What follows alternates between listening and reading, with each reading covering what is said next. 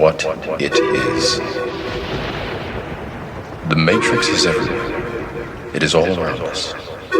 Even now, in this very room, you can see it when you look out your window or when you turn on your television. You can feel it when you go to work, when you go to church, when you pay your taxes.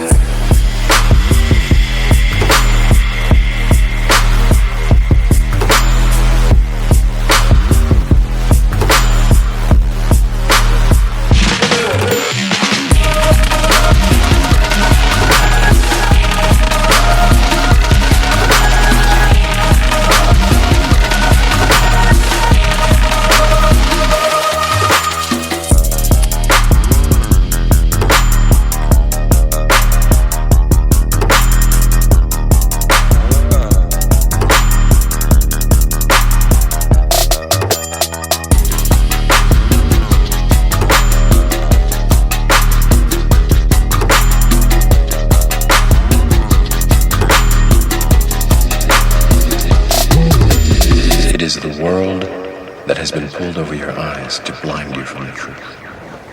What truth? That you are a slave